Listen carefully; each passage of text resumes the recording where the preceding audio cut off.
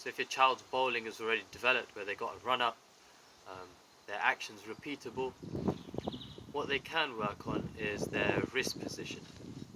That's obviously quite a technical thing to work on, but a simple way to do this at home is to just get a cricket ball and ask them to throw that ball up and down, again repeating it over and over again, and then catching the ball.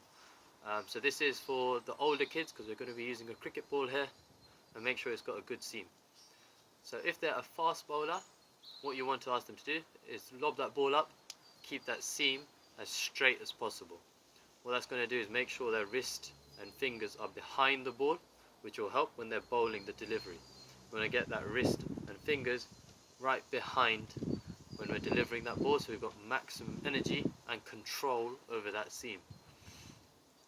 If we're off spinner, what you want to ask them to do is, again, they can keep their fingers roughly here around the seam, they can split them a bit, but they're going to use that grip on the index finger on the seam position to create some spin on the ball.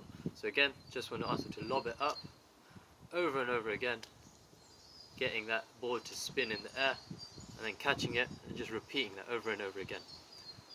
If we're a leg spinner now, what we're going to do is grip the ball slightly differently. So here I'm just gripping it with my fingers going down the seam. Again, I'm gripping that seam so I can enact some spin on that delivery, on that ball.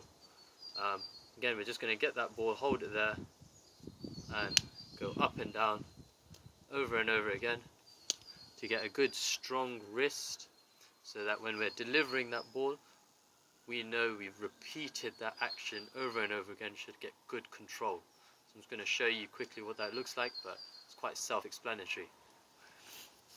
So for a fast bowler, it's going up, catch the ball, up, and then making sure their seam is straight the whole time. Now if it's an off spinner, we're going to go just spinning that ball.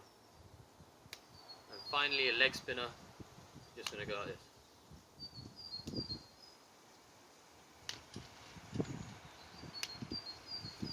And each time they do that, they want to make sure their wrist is in a consistent position, just so that when it does come to delivering that ball, again, they've got that muscle memory in their fingers and their wrists to do that action over and over again.